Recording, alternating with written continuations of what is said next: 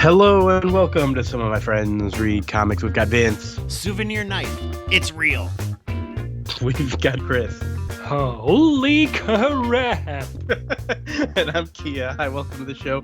I remember seeing that quote in the Avengers issue that we read. That's later. All right, so today we are reading Richard Stark's Parker, Slayground by Darwyn Cooke. I'll explain all that soon. And then we're going to go on to read, we're going to continue the Korvac Saga. We're on Avengers number 175.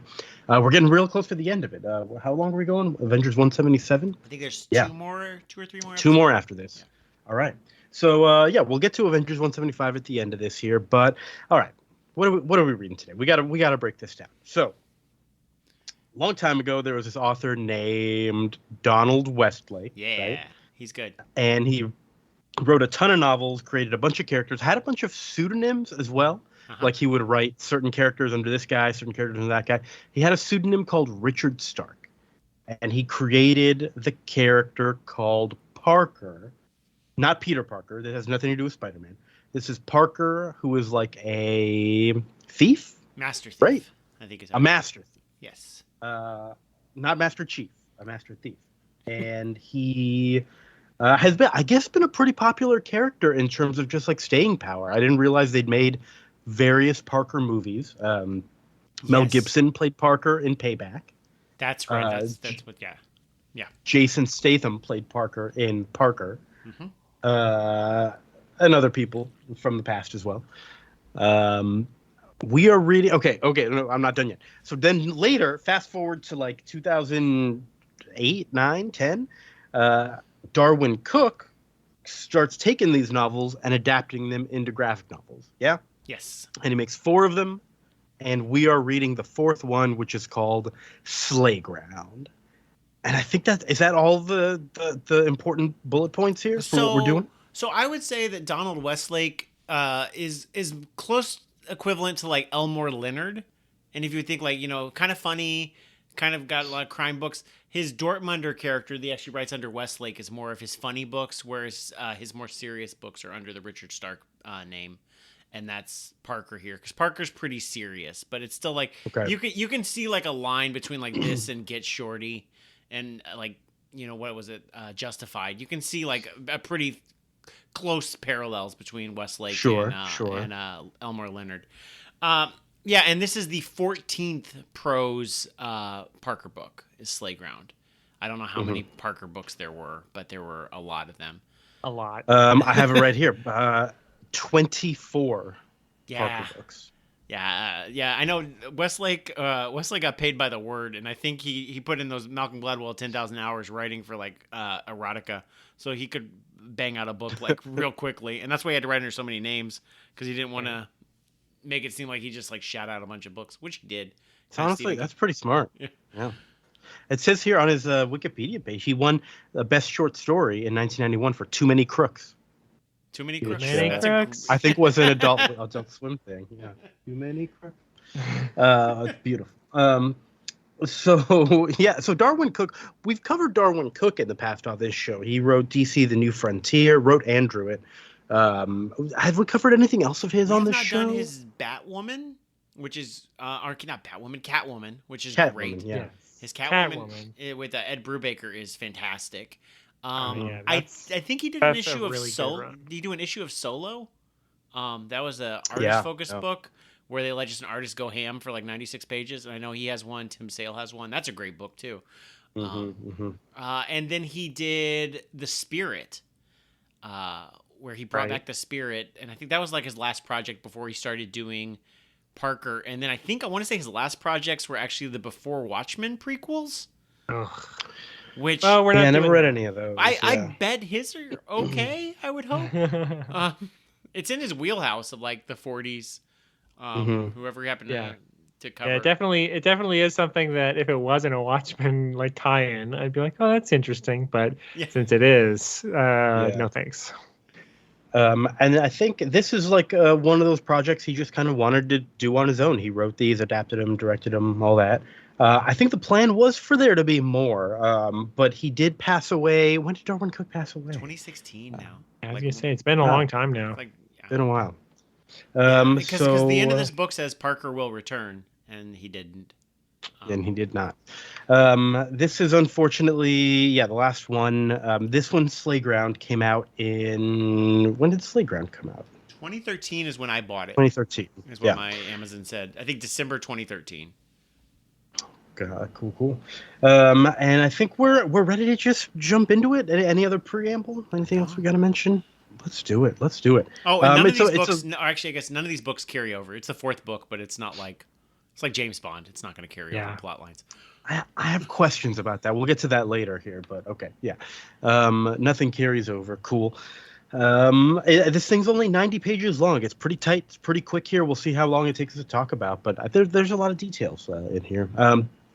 We start with the heist taking place. It's two dudes dressed in black. They knock over an armored car with like a mine. Does it say the mine hit the armored car just right? Man, they must have planned this thing well. They rob this getaway vehicle. There's like a bag of cash in there with thousands of dollars, and they get back into their getaway car and they're out of there. And then while they're going, they hear some cops on them. They can't actually see any cops, and the getaway driver kind of loses it and spins out of control. It's all like snowy and icy on the road, and the car just straight up like flips upside down and blah blah blah. And Parker is one of the thieves. Parker gets out of there. Do we ever see? Oh, I think we hear what happens to the other two. The driver died and the other one got arrested. Yeah. Right. Yeah. And then meanwhile, Parker is like, all right, where am I going to go? He takes the bag of cash and they're right outside Fun Island, which is an amusement park, which is closed for the season. And he just like throws the bag of cash over the fence and climbs his way in. And some cops and some other people also see him climbing the main gate. Yeah. Yeah, and Fun Island is basically like a Disneyland or a Six Flags, but it's in Buffalo, so it's a little lower tier than Disneyland. Yeah, it's like a regional Six Flags type place. Yeah.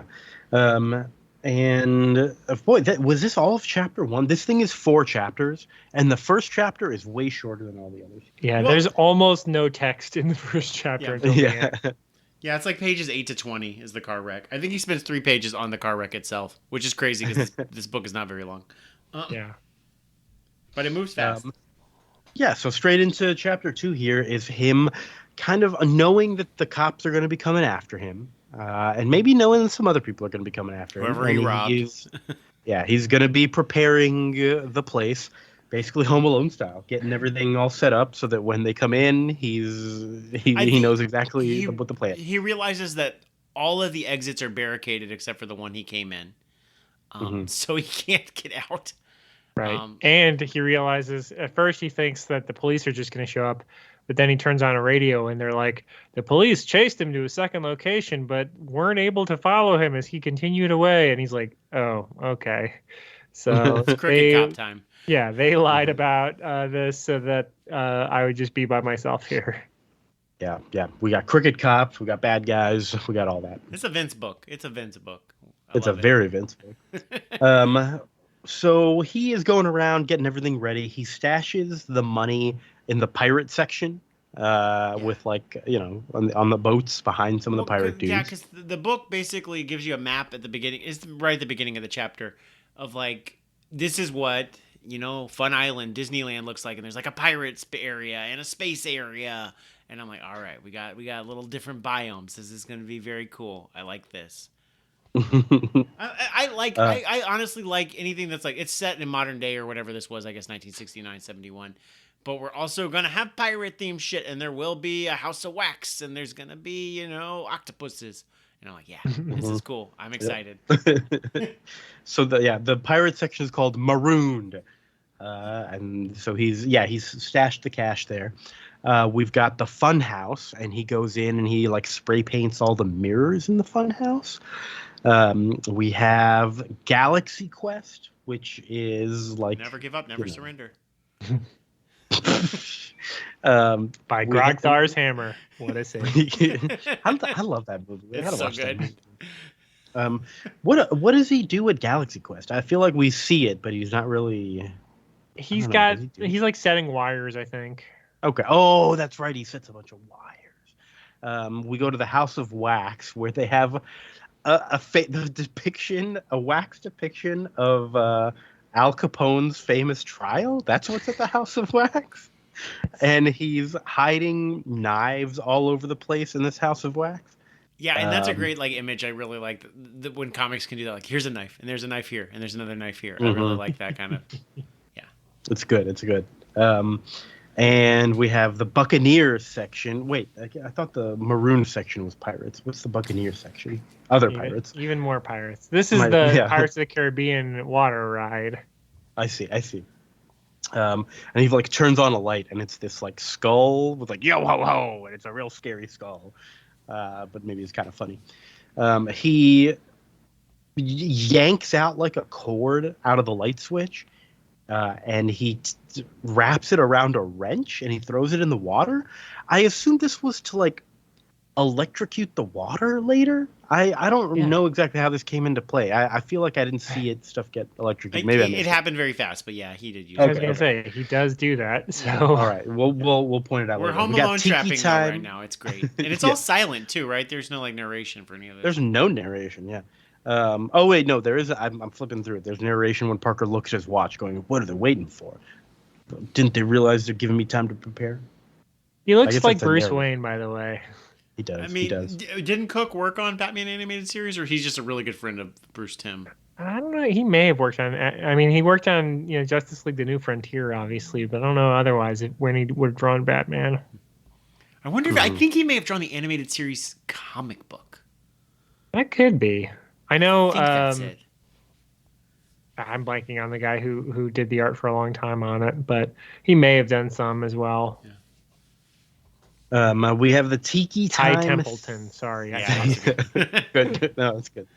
We got Tiki Time Theater, which is like a stage with a bunch of giant tiki masks floating above it. Disneyland has this shit. Yeah, it's where you get the Dole Whip. Some of this stuff sounds so stupid, so I'm glad it's based on reality. And I mean, it's couched in 60s and 70s racism, but yeah. I couldn't tell exactly what he was doing here, but he's definitely got some preparations. We'll see later. We have Hawaii Island, I guess, is where the Tiki Time Theater was. I think that's all the locations. So now he's really like keeping his eye on the folks. Fun Island, already an island. Hawaii Island, a different island. So within Fun Island, how does that work? You're right. Can you have an island on an island? Yeah, I don't know if you gotta think a little bit more. You could have like Tropical Island or something that's a little less directly, a hat on a hat. Yeah, they mentioned there's also the Alcatraz section, which was that like the connected to the Wax Museum? Was that the Alcatraz? Are these all islands? I mean, there's a like island like drawing that looks like a video game like chest high wall, or it's not. I mean, it's 12 feet high, but there's just like you're on an island all around the edges. But there's no. It is more like a Six Flags than a Disney. There's nothing underground. There's just this like guard shack in the front. That's a good point. Yeah, because both Land and World are like series of tunnels underneath that park. Yeah, that's true. This is for Buffalo. We have to remember this. Yeah, this is Buffalo, New York. Buffalo, 1969. Not a lot. This is the best way they're going to get to Hawaii, is by going to Fun Island, the Slayground. Yeah, this is this is like a level above like a permanent carnival that's like at your mall. Yeah, because the map said it was one of those ones where you back in the day when amusement parks made you still pay for rides like a state fair. And they had little coupons that said like one free ride on this. It's not like you can just go on the roller coaster as much as you want. I remember that was the model. It makes sense. And then I think Six Flags and Disney changed that model. Like, get in, unlimited rides. I'm like, okay. Yeah. That's the way you get them in. Yeah. When I lived in Amarillo, we had an amusement park like that. And it was like this. It was closed from like probably November to May. Mm-hmm. And so it always was really spooky because you drive. It was right next to the freeway. So you'd see the like closed down roller coaster all the time.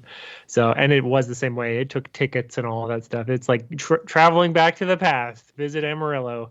eat a giant steak, and go to old-timey amusement parks. I think SeaWorld is closed on weekdays in the off season and only open on weekends, if I'm not I mistaken. mean, you really should try to make some sort of a money off of this giant amusement park that you have for like months and months out of the year. And it's not a show-based amusement park the way like SeaWorld is and like Yeah. Fiesta Texas was. Because I mean, like I'm not gonna punch a bunch of actors out there for Rockville High if no one's gonna show up. No, yeah, you're not gonna do a stunt show of, I don't know, whatever the kids watch. I like the one with the otters, watching the otter show. Sea Lion Otter It's my Show, favorite. yeah, that's a good one. Yeah. I was Yeah. a script reader for one of those shows. Wow. I gave him notes on it was an adaptation of John Steinbeck's Cannery Row for the Sea Lion and Otter Show. I played Clyde, the sea lion. It was pretty amazing. Incredible. Wow. You gave the sea lions and otters notes? I worked it out for them. I don't know what I gave the writers words like, no, Clyde the sea lion wouldn't behave this way. You wouldn't say This is illogical. Yeah. Wow. Wow. So What a diva. that was chapter 2. He's gone all around the amusement park. He's gotten everything ready. There's people waiting outside the amusement park, and they're just like waiting for something. And we kind of see in chapter 3 the bad guys preparing now on their end here. And we meet Benito Lozini, who is, I guess, one of the low-level heads of these bad guys here. It's like the son He's of the one of the mob guys who got boss, right? robbed. Yeah. He's one of the guys who got robbed. And they are, just kind of planning their attack here. Benny is talking to some dude on the phone here pretty soon about you send me some boys to help. I'll have this thing wrapped up no soon. I'll be home. And he's talking to, I wrote, it's not a dude in the shadow. It's a variation on the dude in the shadow. It's a dude cooking shrimp scampi on the other end. It's a dad in the shadow. A dad in the shadow. Yeah, this is Benito's dad. He's cooking shrimp scampi. We only see the shrimp scampi. We never see his face. Yeah, very Godfather-y. And it's early, Goodfellas. He's kind of the, I don't know, young Robert De Niro. He's the young mobster. Yeah, and this book sets you up like, okay, Benito's gonna like make good with his dad, by showing that he's like a good tough mob boss. And when the sons are the leaders, you never know if they're gonna be like crazy. Yeah. You Like never know if it's gonna be like Ben Stiller and Next of Kin. What a reference. He looks like he's. we all remember. He looks a little too like well mannered and put together. So I definitely had the feeling of like, oh man, he's gonna lose his shit here. Yeah. We also meet these two crooked cops. It's O'Hara and Dunstan. Is that what it is? And O'Hara's the older guy who's a little like, hey, we're gonna get this money, blah blah blah. And Dunstan, the younger guy, is a little like, oh man, we're gonna have to kill this guy. We're doing illegal stuff. And O'Hara's just like, shut your trap. I like these cops though, because they're like very practical, like crooked cops. They're like, our dispatcher's gonna like, we need to like show that we went other places and then just didn't hang out here. So we'll be back at 4. Like they're like, we gotta lie to our bosses. Yeah. This scene right here, they're waiting to go like approach the place, and their dispatcher calls them and says like, hey, you guys are done. You're in like overtime territory now. Y'all gotta wrap it up. You gotta clock out. And the old guy's just like, fuck. Yeah. It reminds me very much of like Barry, that the young cop is like, no, like I'm still in. Like he seems to kind of know, like if he's just like, no, actually I want out, that he would probably be murdered by someone. Yeah. He's like, no, I'm in. It's just I don't, I feel bad. Yep. So these cops, they call Benito. They say, hey, we won't be back on shift until 10 o'clock. We'll be back then. And so Benito's like, all right, I see. That's why there's the delay and everything. He's getting his boys together and just kind of waiting for everyone to be ready. And then he really wants the cops there because he knows this guy's a thief, and he wants like the cops on the megaphone to be like, hey, come out, blah, blah, blah. We know you have money, all that. So they start to approach the place, and Parker turns on the lights of this, the yo-ho-ho, and it scares them all, and the cop's like, oh my god, lights. Yeah, the fun house, because it's just literally like the Joker. They've entered the Joker's lair, because it's just ha ha ha ha. Yeah, it's not really that scary. It's just lights. Calm down, cop. You can handle it. But they Well, rush the right Joker into doesn't exist in our world, so True, they're true. like, nothing to worry about. It's just an abandoned amusement park. Yeah. Maybe we are numbed to having seen years of the Joker laughing in people's faces that it doesn't scare us. Right, and Uh, making his lair in abandoned amusement parks. We're like, this is clearly the place to go. The Yep. city should condemn all of these. You shouldn't be allowed. Also, Harley Quinn and the Birds of Prey has a big ending at an abandoned amusement park. So there you go. Abandoned amusement park. Good setting. Good setting. It really is. So we're in the Hall of Mirrors here now, and like Benito's in there looking after Parker, and Benito like looks at all of the mirrors, and they all have like circles on the chest from the spray paint, and Parker just looks for the man who doesn't have a circle on his chest and shoots him. And he kills Benito dead. I thought this guy was going to be sticking around. I thought he was our main villain. I It's thought not he was that our long main of a villain. book. He's alive for 10 pages.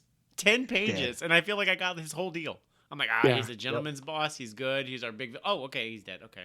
All right, well, I don't know where this book goes from here now. But Yep. No Scampy for him. Shrimp scampi. they spent more time on the car flipping, I feel, than Benito being alive. But like you said, you do feel like you got to know his whole deal. I think a lot of that is like the strength of Darwyn Cooke's, like there's just the way he's drawn him, and just that economy of that one phone call essentially with his dad, and Yeah. It's a fascinating. few interactions with his people. Yeah. Right, because what page are we on? Like page 50 something? Like we've done... Yeah. We were only like been in this book for 40 pages. It's kind of crazy how fast this is moving. So then everyone else kind of starts rushing in. He's turning on lights and everything. He's getting just constantly one step past them. He goes to the Buccaneer place where he's thrown that wrench into the water. This is where I'm gonna have to look at this again closely here. Okay, he does zap somebody. All right, I see that this is clearly zap.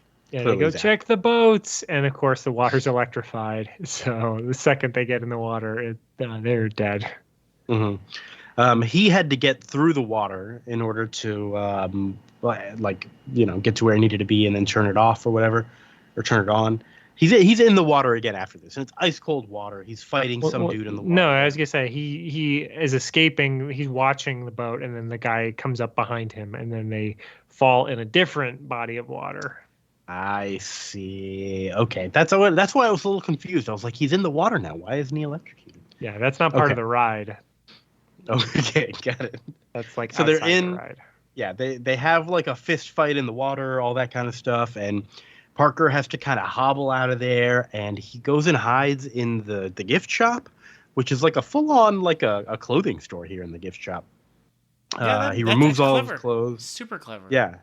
He wraps himself up in just a sheet, and he falls asleep cold and wet on the ground in this gift shop. And that is the end of chapter 3. We're going into chapter 4, the last chapter.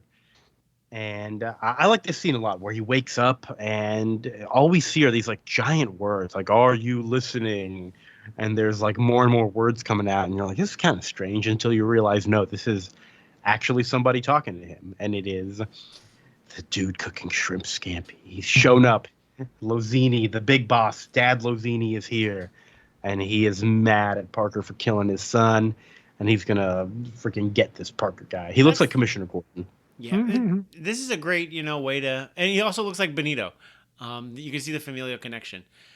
It's just a really good like build and climax. Like, I don't know where you're gonna go from killing this guy. It's like, oh, the dad mob boss is gonna come when Parker's at his lowest. It's real good plotting. So yeah, Parker is at his lowest right now. He starts getting a bunch of new clothes from the gift shop. He gets an extra layer of socks so that the water in his shoes won't seep through. Great. I love the practicality of this. Yeah, it's like he's in the Mickey Mouse gift shop, okay, or is it Six Flags? He's gonna get a Bugs Bunny T-shirt and keep going.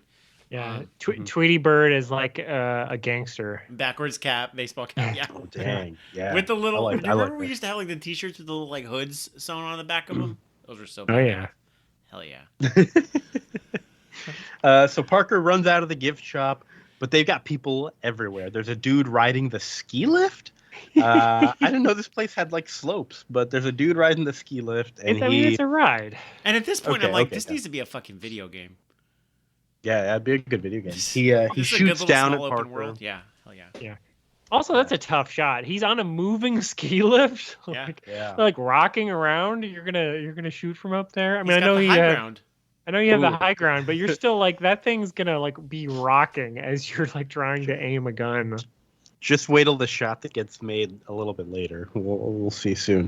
Do they even have those but- sky rides anymore? They seem like everybody just decided we're not having these anymore. These are Yeah. unsafe. Yeah, like I was at like a Six Flags or a Busch Gardens like 15 years ago. The last time I saw one of those, I can't imagine they're particularly safe. I think they had one at the San Antonio Zoo that went over Highway 281 to like Breckenridge Park. I remember one like going over the highway, which I can't. Does That's not exist. very But weird. only Right. monkeys were allowed to ride it. I think Jack- one time it breaks down and they're like, well, we got to get this person in the middle. They're like, fuck this, we're not doing this anymore. I feel Well, I like do- you could do that ride over like a nice garden, like a botanical garden, so you can see everything from up high. That'd be the Yeah. place to put stuff You can like like this. spell words and make art out of pretty flowers and shit. Oh yeah. Yeah. Now we're talking. Yeah. I mean that ride is I do feel like it's pretty hard for a ski lift type ride to break down because you're basically just it's just going, like once it starts going, its own momentum is kind of moving it. So but anyway. Yeah. So this guy that's in the little sky ride, he's like, hey, he ran into the theater. Go chase him in there. So everybody runs in there. They see him up on the stage, running backstage behind the curtains. And as they're going back there, Parker releases the ropes, and like these giant tiki signs that were hanging above just crash down, kills 2 people. Parker has he doesn't have the counterweights on there anymore, so he just rides the rope up to the catwalk, and Parker's up there. As far as the crooks know, he's just straight up disappeared. They don't know where he went. Dang, pretty good. It's a good trick. Is that what they did in? Is that in Mallrats? Doesn't somebody ride the thing up? Am I making that up? Doesn't Kevin Smith like ride the rope I've up? not seen somewhere? Mallrats, so I can't comment. Yeah, I don't remember. I'd have Something to like that. rewatch it. So Parker's up there. He's listening in on the cops. The cops are like, "Hey, we gotta go again. Our bosses are gonna, get mad if we don't do a patrol, but we'll be back at 4:00." And Parker's listening to all this. He's developing a plan. Good job, Parker. And so Parker now is like sneaking his way out of the catwalk. He goes up onto the roof of that one building, and here's his trick shot. That sky ride, moving target, throws a knife right at the guy. Oh my God, lands directly in his neck, and he dies. Oh yeah. When they discover this guy, it's 2 p.m. in the afternoon. I guess when the ride gets back to the other roof, and they're like, "Oh shit, this guy's dead." We then It get is to like it is very video gamey. He's like that. This is like the one sentry or guard I have to kill because he's has the high ground. He's moving around up there. Like I've got to kill this guy. Yep, he's the one. I played a Far Cry 6 has a mission in an amusement park, and it's fucking awesome. It's real cool. They should do a Hitman level in an amusement park, not like an shit. abandoned one, but like a busy amusement park. Ooh, that's a small enough because they don't really have that much of a footprint, all things considered. That's a really good idea. Yeah, you could just sort of like cordon it off to like one world or whatever. Yeah. Like, oh, you're in fantasy world or whatever. There's like a roller coaster and Magic like Kingdom. 3 other rides. Oh shit! Yeah. If that was just Hitman 4 and it was just Disneyland, but like it was like Tomorrowland was one level, and then it just kind of like they just added in their modules. Hell yeah! This would be so cool. Like there's a video game. Yeah, there's a Formula One race in Hitman 2, I think, that's really fun. So clearly, the next step is amusement park. That's a good idea. So now we have Lozini, who's just like getting super mad as people are dying. He says, "Okay, this is the time to end this. I need everyone to split up into twos, pair off, and like comb every inch of this park. Start at the back, blah blah blah." So now we're in the House of Wax, Alcatraz, where a couple of guys, one with a ponytail and one with a hat. I guess that's not what I call them, ponytail and hat. And they're looking through this House of Wax, this courtroom scene with Al Capone. And I like how you can see Parker just hanging out in the jury there. And I can identify him. These guys are idiots and cannot identify him. The guy with the hat gets a knife in his back. Wonderful. The other guy, Ponytail, just runs out of there. He's too scared. But now Parker has a gun. He has taken the hat guy's gun. And now that he has a gun, he can do a little bit more. The cops show back up, and he very specifically wants the cops to see him and to get lured into the Galaxy Quest section. So they run right after him, and he's got these wires set up to kind of be invisible. They run right into the wires. The old man just gets knocked out, and he's like, Parker orders him to he takes the guy's clothes. I don't know why he orders him to take him off and cut the clothes into strips. What is that all about? To make it look like he got beat up, so that's why he's injured for the next part of the plan. It threw me off. I'm like, why are we doing this? Yeah. So Parker is now dressed as the old guy cop, and he's all beat up. He may have ripped up the clothes and made them into bandages to cover. That's what it is. That's the bandages. Yeah, because he's wearing a bandage over his Yeah, it's face. not just tattered clothes. It looks like it's a tourniquet kind of thing. They made a makeshift facial bandage. That's it. Yeah. I feel like his directions were not that specific, but I will allow it. I mean, the camera cut away. We're just no, not that many. We're adapting a 200-page novel into 80 pages of comic. Yeah. Well, we don't have time to describe every brand of cigarettes that every goon is smoking, like we would do in the novel. Yeah. So this young cop is definitely on the scared side of stuff, and he's just going along with whatever Parker says. And young cop is carrying Parker out of there on his shoulder. And Boss Lozini comes up and he's like, "Hey, what the hell happened to y'all?" And he's like, "Oh, my partner's hurt. I got to take him to the hospital." And Lozini says, "All right, get in my golf cart here. I'll take you all to your car." And Parker's like, "Don't argue. Just do it." Okay, yeah. They get in there. And I'm like, I love this scene. It's working. He's so close to the enemy. And Lozini's like, "All right, let me get a closer look at what happened to you. Son of a bitch." And it's a good scene when he realizes what's going on, breaks down into a gunfight. He shoots the bad guys. He takes away the getaway car. He takes the police car, and he rides out of there as far as he can go. Lozini's out of bullets, left sobbing about his son. Yeah. I like just as the boss realizes, all he says, he's just like, no, as he just runs away and then gets in the car and drives away. He's just like, shit, there he goes. Yep. Never to be seen again. Good stuff. Book over. And that's it. Book over. What a story.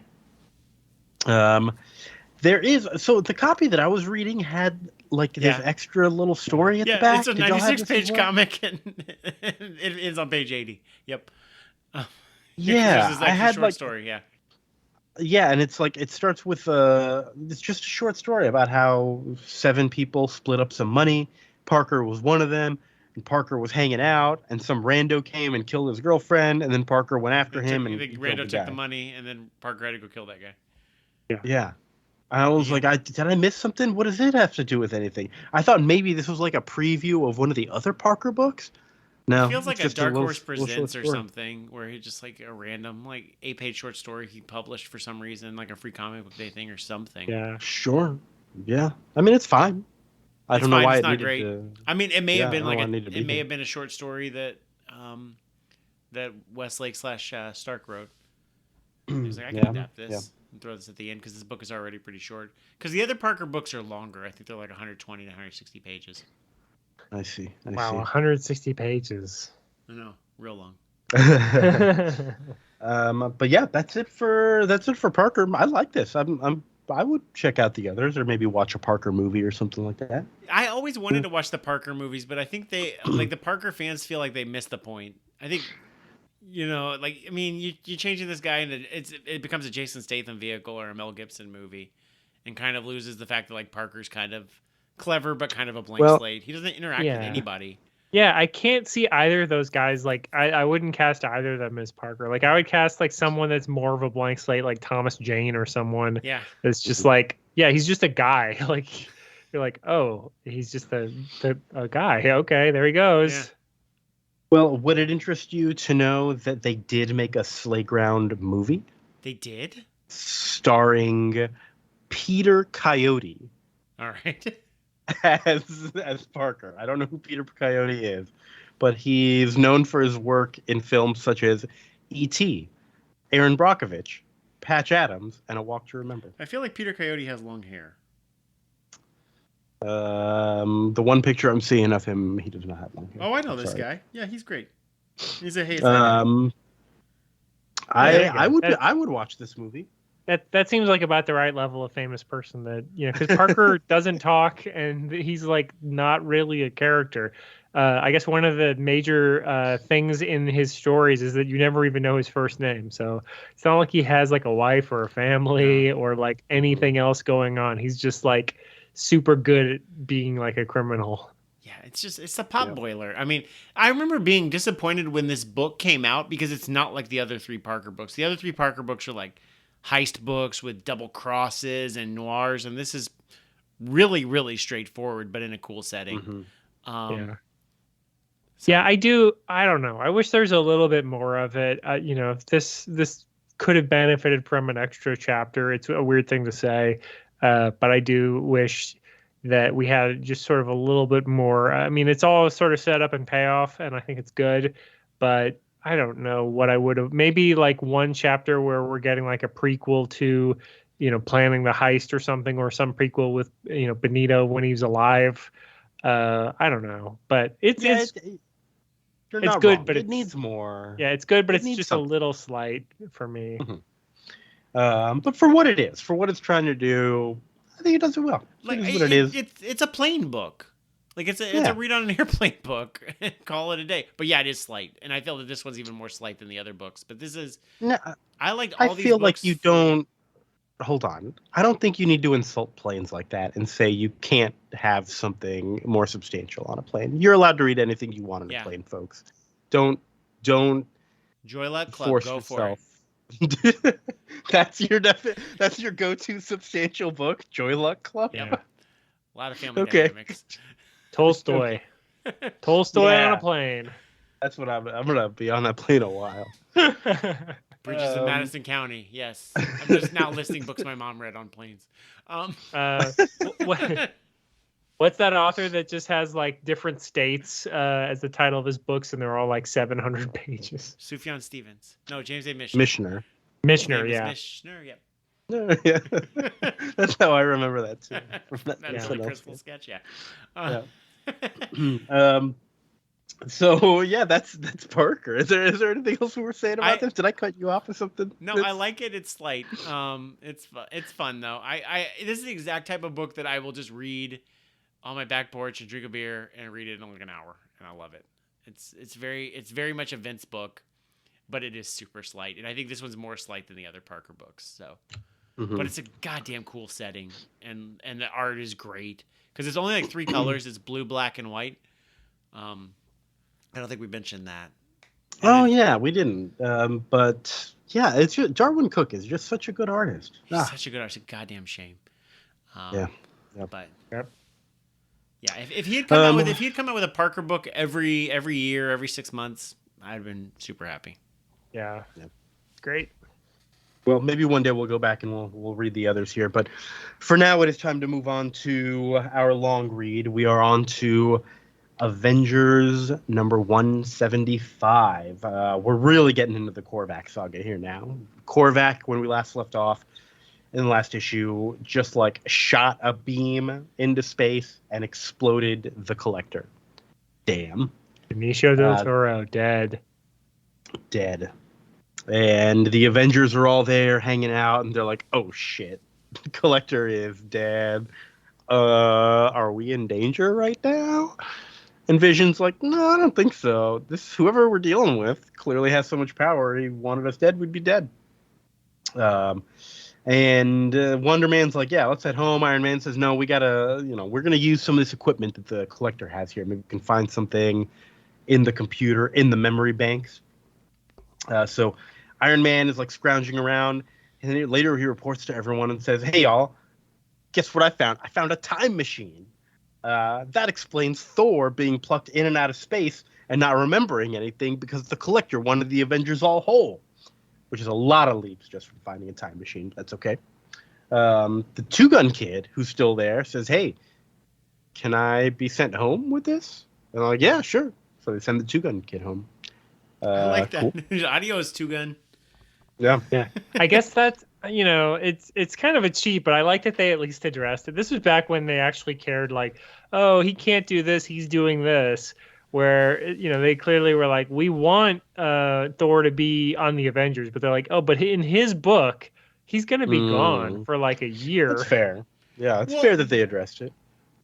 What did they say? Like, he's on his Odin quest, and Odin quest is like 40 fucking issues? Yeah, they said 225 to 263. Good Lord. Jeez. Wow. Should we read the Odin quest at some point? Yeah, I guess we should. I am curious. That's our long read. The Timekeeper story. They apparently first, or the Time Twisters, or whatever they're called, first appear in a Thor story, which is very much what happens at the end of Loki. So I'm kind of curious to read that one day. I'm not a big Thor solo book fan other than Walt Simonson's run. So I never read any of that stuff. Yeah, it's so funny. It's like Thor movies, yes. Thor comics, no. That's pretty much where I'm at. Thor movies. I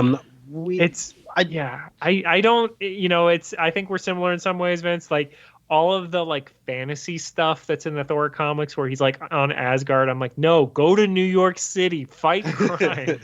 Yes. Yeah. So this comic, I feel like it jumps around pretty quickly here into various little stuff. So the Vision has now found a way to get everybody home, and everybody all of a sudden gets transported back to New York, but in like kind of random places. Wonder Man just appears on the street in front of a bus that crashes straight into him. Scarlet Witch appears in the sky, and Captain Marvel has to catch her. They're fucking lucky he didn't put him in any buildings or anything. Yeah. It's a very like random little scene that lasts a couple pages, but it's pretty cool, I guess.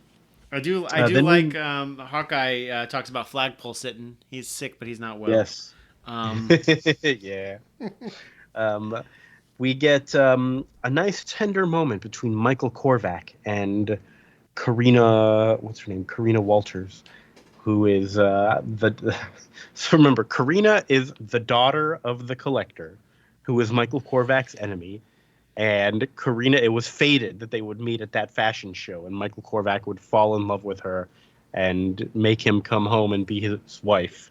And she's a spy, but now she's fallen in love with him. This is so weird because it feels like a retcon, but Jim Shooter wrote all of this. It's all, yeah, it's a retcon for something that's barely even started yet. And they have a tender moment. They lay together in bed. And we get some of this backstory of Michael Korvac, which, he had this thirst for knowledge and became the living machine. And we go all the way back to that Thor annual where we started reading the Korvac Saga. And, okay, now we remember who Korvac is. Cool. Now, meanwhile, the Avengers are having a meeting to figure out how do we find our enemy, whoever this guy is. And they're kind of arguing with each other. Go ahead, Chris. It's interesting, too, because, it talks about, like, the first thing about, becoming a god is to undo what the Badoon had wrought to take a form more suitable. That was his last self-directed thought. For all considerations of revenge had died as a higher purpose took hold in his mind. So basically, he's, like, not even really, like, doing anything bad. He's basically like, oh, well, I'm just too powerful to even, like, think about revenge now. He killed the Collector and now he's just like done. He's like, I got this girl now, and I'm good. Michael Korvac's done. Retired supervillain. It's interesting. This is happening. This is what, 1978, I believe. So this is just after, I think, the Phoenix gets her powers, before Dark Phoenix happens. And it's like, it's very similar. It's like two different sides of the same coin, where it's like, I mean, Korvac's a very minor villain that's, gets powered up to godlike levels. And then Phoenix is, Jean Grey is like suddenly, oh, I have this god powers.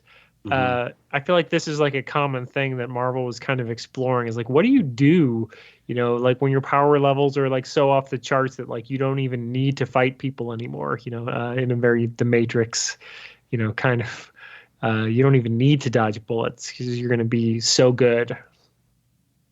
You just get bored. Just want to hang out with your wife. Yeah. You just become like a yuppie, apparently. You just like wear like tennis shorts and hanging out with your hot model girlfriend. Yeah, I mean that's what they talk about with the idle rich billionaires. Like, what do you do?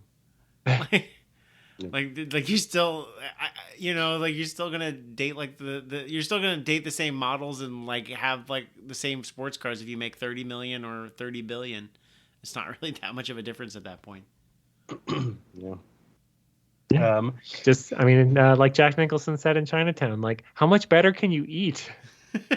I think I listened to an interview where Adam Sandler and Judd Apatow was like, we've eaten like at all the best restaurants in the world, and like Red Lobster is still like top 10. Those biscuits, they're fucking good. They can't get anything in Milan can't compete with Red Lobster's cheddar biscuits. Yeah, I can go for some cheddar biscuits right now. So the Avengers, they're hanging out, and they are all bickering amongst themselves, just like over nothing. The Hawkeye's like, I said we go beat him up. Like, yeah, real smart. What does Quicksilver say? We needed that suggestion, like the Titanic needed another iceberg. Good one, Quicksilver. I like just putting Hawkeye and Quicksilver in a room. It's like, let's see what the two biggest assholes on the team have to say. Then Miss Marvel. This thought about Quicksilver. Like, does Quicksilver talk really fast, or does he have to slow himself down to talk to normies? That's just the thought I had when I was reading this, because he's very quick-tongued. I think it depends on the director and how they want to play it, but I think you could go either way. Yeah, that's how he's getting so many zingers in, because he's so quick. So Miss Marvel shows up, and Hawkeye's like, what are we gonna do with her? And then friend of the show, Moondragon, is here. Moondragon, hey girl, what's up, Moondragon? And she's like, hey, I sense that this girl is actually pretty powerful.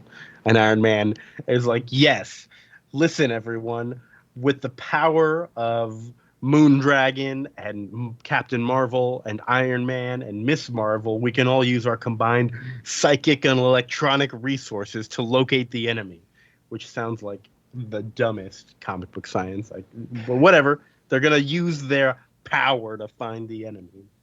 It is funny. Ms. Marvel and Captain Marvel don't say a word to each other. No, not at all. Like they're both here now. Now obviously they've worked together since Ms. Marvel became Ms. Marvel, but like literally that's like what she's based on.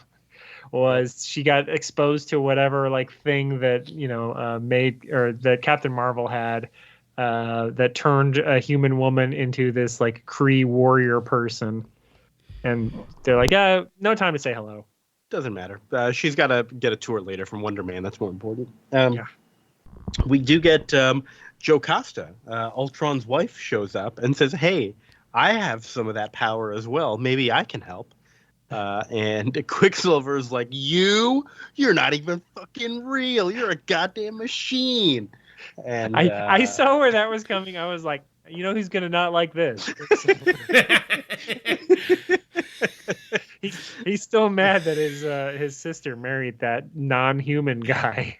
Yeah, I love his face. You can just you see that he fucking hates it on his face. God, and Vision. Have Quicksilver and Namor ever been in the same room? Because they have the same eyebrows. They do. I love that he says, he goes, and the line is, yeah, you would defend. He talks to Vision. Yeah, you would defend her. Marrying my sister didn't make you any more human than a digital watch.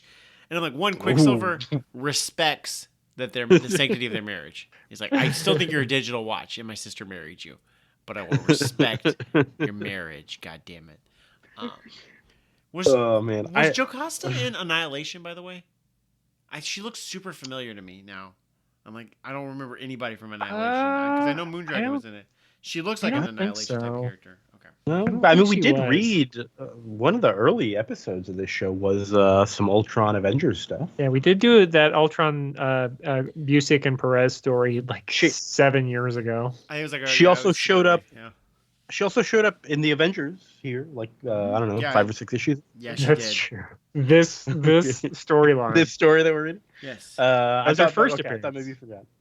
No, I knew she was there. I now that I know her, and now that I know, like, Vince, you've seen Moondragon before. Like, I'm trying to like be conscious of like, when did you last see this person? Do you remember them? And wait, are you talking about Moondragon or Jocasta? Jocasta now. Because I'm like, do I know Jocasta for more than just this story? She showed up in like, which one was it? It was like Avengers Academy or Avengers, the Dark Avengers one. I don't remember. She was in one of those books. Is she a good guy sometimes? Yes. Okay. I was reading this a little bit quickly, and I thought that Iron Man was now waking up from a bad dream. He was breaking up this fight between Quicksilver and Vision, and then he wakes up and goes, "Oh, what a fight!" That's not it at all. Well, and I thought he was Reed Richards because he's all in blue, and he's got a circle on his shirt, and there's like a couple lines that almost make a 4. You're right; it does almost make a 4. No, this is just the caption says "Time passes," and time has passed so much, and Tony Stark is now like, really stressing himself out over figuring out where this bad guy is. How are we going to do it? Where are we going to do? These old comics do not give a shit about doing scene breaks in the middle of pages also. No, they don't care at all. He wakes up and goes outside, and Wonder Man is giving a tour to Miss Marvel. Really, he's just trying to flirt with her, and he's like, hey, look at this. His way of flirting with Miss Marvel is like, hey, can you lift this really heavy workout equipment that we have? No? Well, I can. Oh, shit, no, I can't. No. Help. And Tony Stark has to come. Sorry, Iron Man, they don't know he's Tony Stark, has to come put it all away. I just realized he's asleep at Avengers Mansion. Was he like just sleeping in his suit? Oh yeah. And like, what if? Oh man, it's so weird. Just being in your suit the whole time, it's so bizarre. Anyways, I mean, I don't know that he's actually sleeping. It's just that he's exhausted. You're right. So that's just me thinking it looked like he was waking up from a bad dream. That's all. Iron Man is now saying, okay, let me go look through our old files and stuff. I'll see what I can find. And Jarvis is there, and he's like, oh yeah, Gyrich came, took all of our old stuff, our old data banks. So now I'm just dusting because nobody'd moved those things in forever. There's lots of dust behind it. A great touch. Iron Man then calls Starhawk from the Guardians of the Galaxy. This is where things are going to start coming together here because they've got some stuff dealing with Michael Korvac. They're waiting for him. And Iron Man says, hey, Starhawk, we need your power. We need you to come help us figure out whoever this bad guy is. And Starhawk says, I can't. I got to wait here for Korvac to show up. Yeah. What if Korvac calls here when I'm with you guys? And Martin X says, hey, it'll be fine. We'll got things covered over here. You help the Avengers. So Starhawk leaves. And at that moment, Michael Korvac senses the Avengers have called on Starhawk's help. But it's okay, because Starhawk cannot sense me anymore. And if the Avengers do show up, I'll have to destroy them. And that's it. Great.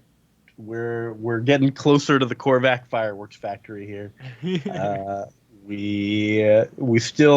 I still really don't know much about what's going on now. I don't remember much of his connection with the Guardians, but I guess he's trying to. What was his deal? He's trying to kill.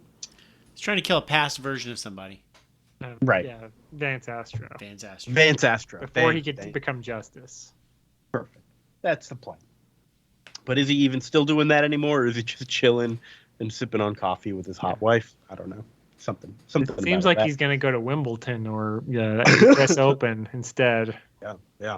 Seems like he'd belong there. Well, great. I don't know. Anything else to say about this? I felt like a weirdly aimless issue where everyone was just kind of hanging out, like, "Oh, what do we do next?" And that's kind of it. Yeah, I mean, it's all set up. Like, there's no like a villain shows up to fight. Like, there's no fighting at all. And where did Beast go? I guess he went and joined the X-Men last issue, didn't he? Like, bring him back. Did he? Did we like get anything specifically saying he was leaving? Yeah, he borrowed a Quinjet last issue to go deal with an X-Men thing, which I think is that they're all in the Savage Land, and he's going to think they're dead. It's just going to be like him and Jean Grey. But yeah, I guess he's taking a break from being in the Avengers, which I'm like, he's one of the best ones. Yeah, we need some more Beast here. But 2 more issues left, and we're going to see where this all leads here. So next time we're going to read Avengers 176. And what's our main read? We're going to read some more Alan Moore. It's been a while since we've done some Alan Moore here on the show. We're going to read The League of Extraordinary Gentlemen, Volume 1. I don't think I've read this since it first came out way back when. Vince, you've never read it. Chris, I've bought it before, but never read it. Yes, I read it. I mean, not super recently, but I've read it at least a couple of times. And y'all covered the Alan movie, Moore, didn't y'all? For You Stupid Minds? I believe we did. Yes. I'm trying to remember anything. I've never seen the movie at all. It's not like the book at all. It's very stupid. Tom Sawyer is a major character, not British literature. Weird. We have art by Kevin O'Neill in this thing. Have we done any Kevin O'Neill on the show? No, I don't think so. So that'll be interesting. We're just doing the first volume, 6 issues, and then Avengers 176. So that's next time. Also, Tom Sawyer is like 25 years old, and that movie's supposed to be set in 1900. It doesn't make any sense. He'd be like Mark Twain's age. This is all dumb. Okay. Save it for next episode. Speaking of dumb and our minds being stupid, what's going on these days with your stupid minds? I'm glad you asked. We just recently did The Voyage of the Dawn Treader. We're still going through Disney Plus YA stuff that is just like, oh, they've got this movie on here that I haven't heard anything about. We actually kind of liked it. It's okay. It's got the future Adam Warlock apparently. So there's some crossover. Yeah, we've got the Ancient One is there. She's the witch. What other Narnia characters are in Marvel movies? I feel like there's one more I'm missing. Who voiced Aslan? Was it Liam Neeson's? Yeah, Liam Neeson was as it. The Prince Caspian was Jigsaw on the Punisher Netflix show. Oh, really? So, there you have it. It all fits together. And like I said, the Ancient One is the White Witch who has a cameo in Dawn Treader because she's dead. Great. I didn't realize these movies came out so quickly. I thought Dawn Treader was made like years after Prince Caspian. It was only 2 years. That's crazy. Yeah, it's we joked about it on the show. It's the Mo throwing Barney out, and then Barney appears behind them. Disney produced or co-produced the first 2 movies, and then the second one was not a big hit, at least domestically. And so for the third one, they're like, well, we want it to be like a big budget thing, and we want you to put all this money behind it. And the co-producers were like, we just don't think it's going to do that well if we do that. And so Disney's like, well, if it's not going to be like a big tentpole, get out of here. And so they went with Fox, and then 10 years later, Disney buys Fox. That's hilarious. That's what it was, because I remember it not being a big deal because Disney didn't produce it. Although it's from the director of The World Is Not Enough, Michael Apted, who also made like 7 Up and those other movies. Interesting. Yep, it's not a bad movie. It's okay. It's we listen to our full review. So if you are a fan of Narnia stuff, and Nick knows very little about it, so I have to tell him all about the changes that are made. Although I don't really remember that book very well. I remember the first 2 pretty well. Yeah, I don't think I've ever read or seen any of those, but Disney YA sounds like a never-ending source. Yeah. It's Chronic what? Curls of Not. it's it's good, Kia, but don't be fooled. Aslan is actually a metaphor for Jesus. So I know that. Don't I know that. don't be suckered. Also, Um, anyone who heard my description and thinks we're just gonna have a fun, nice time of it, there's a lot of raunchy jokes we make that are even raunchier than the normal jokes we make because it's I don't know. Nice. We're just in a mood. So there's a lot of what if a lion did steroids? What if a lion was gay? A lot of fun stuff that not appropriate for your children. Got it. Vince, what's up with you? Nothing much. Just not producing anything else any other places. I was on a Games My Mom Found episode about Shovel Knight a couple months ago. I think, Chris, you're going to be on a Games My Mom Found soon. I will. I'll promote that once it's in the pipeline. Cool. Yeah. So yeah, not much going on. I did finish the entire 2010s run of Spider-Man 2099 though, and that was fun.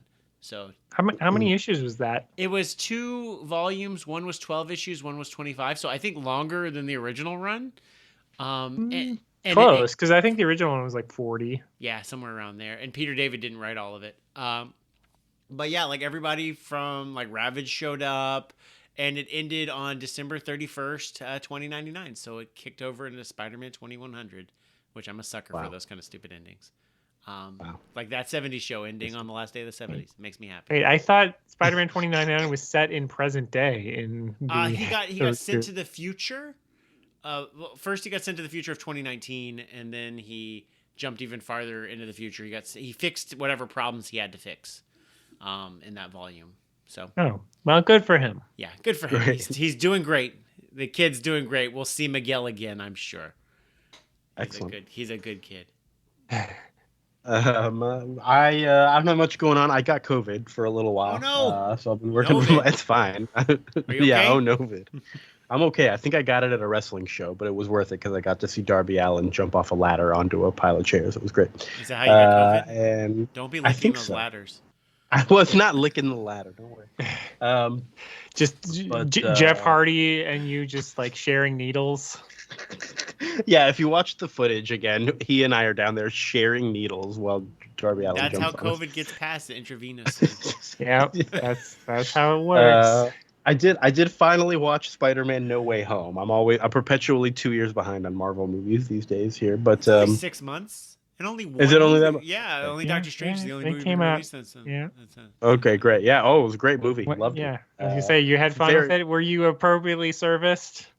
It was such fan service. Oh my god, it's very bizarre to me that these Spider-Men that got pulled from other dimensions just happen to be the ones that we've already seen movies of. Too many very, Spider-Men. Very rare. There wasn't like a Spider Pig that got pulled in or anything like that. No. Or like just a random dude we've never seen play Spider-Man. Like, give me one more. That would have been funny. That would have been funny. Like the Japanese 70s Spider-Man. No one just, knows who that is. Or just like Logan Lerman or somebody or Freddie Prinze Jr. who campaigned really hard to be Spider-Man. That would have been fun. Oh yeah. Like Jake Gyllenhaal or somebody where you're like, you could have been.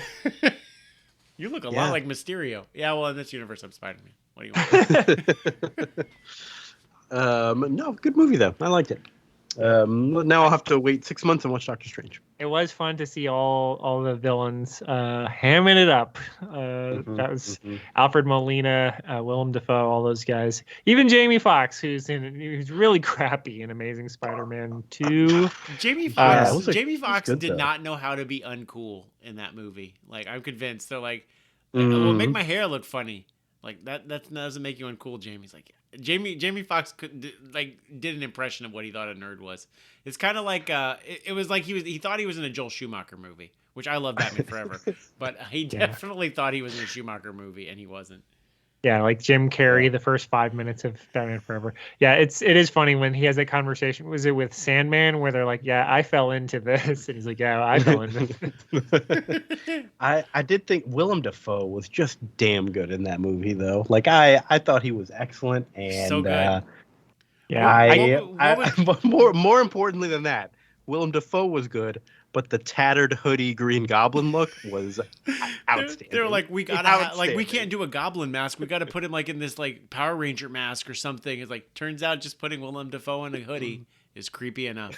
Yeah, it's so much better than his original costume. Perfect. And I love that scene. I don't want to spoil a 6-month-old movie. That's the third highest grossing film of all time. That scene when he's just been the like, oh, Spider-Man, I'm just a nice, normal guy. And then you just see him smile and you're like, no, that's not nice, Norman.